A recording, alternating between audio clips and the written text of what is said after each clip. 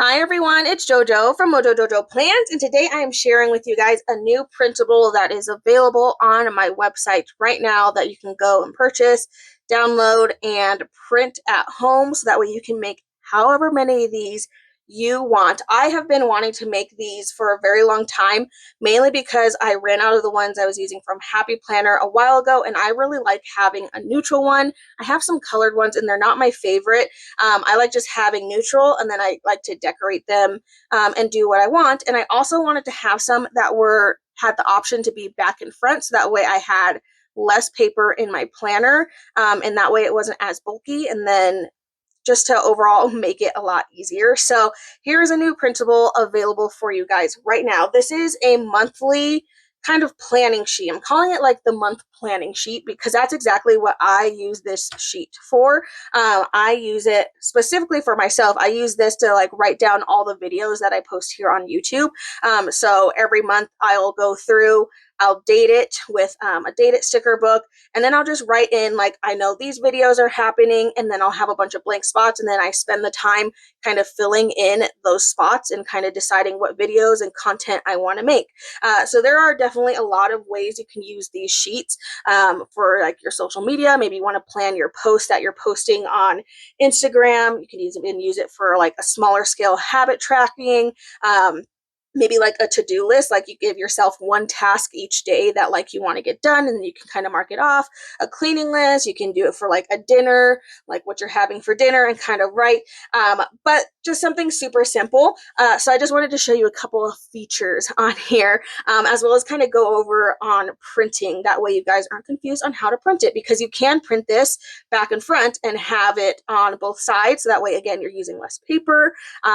Or if you don't want to do that, great, and you want to put something else on the back, great. But I really wanted to have a back and front option. So down here at the bottom, there is a notes section. I didn't do any dot grid. I didn't do any lines. And the big reason is a lot of time I don't use the notes section, but I wanted to add it there. I like to use this actually as like a decorating area. That's basically the only spot I ever have decorated on here.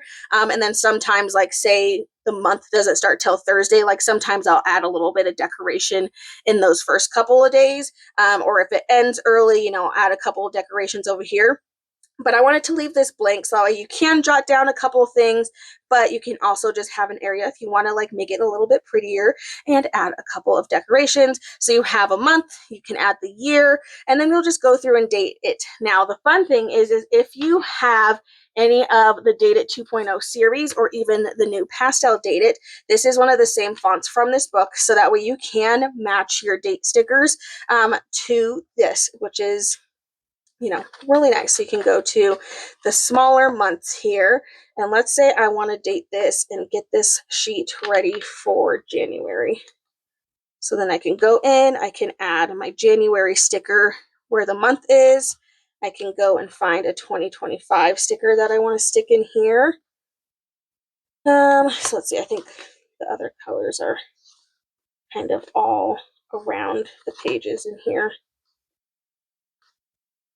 There we go. I was like, I know there's a blue one, so I can add in my stickers, boom. And then what I will do is I will go in, you can use the big numbers, but if you use the big numbers, you're not going to have a lot of room to write because the boxes are a little bit more on the smaller side. So I'm just going to go to my teeny tiny numbers, and then we'll go in. So January starts on a Wednesday, right? Am I making that up? No, I'm not making that up. So it starts on a Wednesday. So what I usually will do is I'll just go through and I'll just start adding in all my numbers.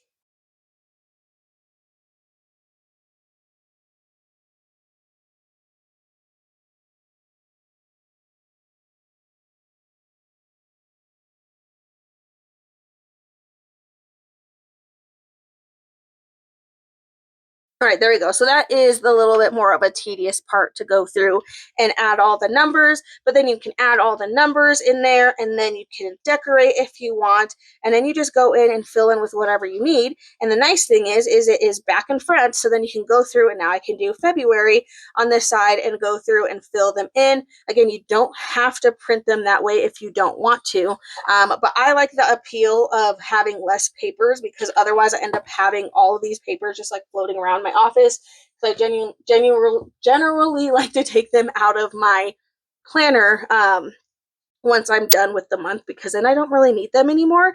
But these sheets have been so helpful in just helping me kind of plan out my month, especially if I know I'm going to go on a vacation, and then I can just make sure like everything is filled. That way I know I have content built in. So these sheets are super, super helpful for me. And I really just wanted to come out with a neutral version because I really just like having nothing. I like having a blank slate.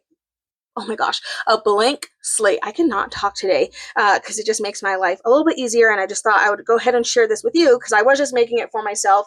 And then I was like, I'll share it with you guys. So anyway, so this is super easy to print. Now, you do need to know how your printer works in order to print this out. So that's going to be my biggest tip is first know how your printer works. There are some printers that will print back and front for you. Sometimes if you let it do that, it won't print it the correct way. So you just really want to make sure you know how your printer works. I suggest printing one side at a time, and then just reinserting the paper so that way you can make sure it's printing the correct way. And as always, you want to make sure you do a test print first before you like commit to printing a bunch of them. So you do want to make sure you do that. So how it's going to print, this particular one has cut lines for you. So you can see they're very, very light. They're just like a light gray. So you'll go through and then you'll just cut each area, and then along the side it gives you room so that way you can run it through your paper punch, and then you can just get the punches and then you can insert it into your planner. So my particular printer, which I have a Canon, mine doesn't print back and front. I always have to insert the paper anytime I print anything on the back and front, but I know mine comes out of my printer that way. So because I know that, that means all I'm going to do is flip over my paper and insert it into the back just like that. And then it comes out the same way. So that way both the tops are the same way. So that's kind of what I mean by you just have to know how your printer prints. Sometimes printers will print like this. So that means when you insert this back into your printer, you want to insert it right side up. So that way when it comes out like this, your tops are the same exact way. So it's a really easy printable. I like to use 90 pound. This is actually 90 pound, kind of like a cardstocky vibe paper. It does shadow through just a little bit when you do print back and front. So if you're not a person that likes to see shadowing through, definitely having thinner paper, you're really going to see it shadow through. I did try to make it to where these two things, at least the grid, lines up back and front. So that way you don't have like a line, cutting and you don't see that shadowing as much. So these do match, but obviously the words aren't going to be in the exact order on the other side because they're going the other way.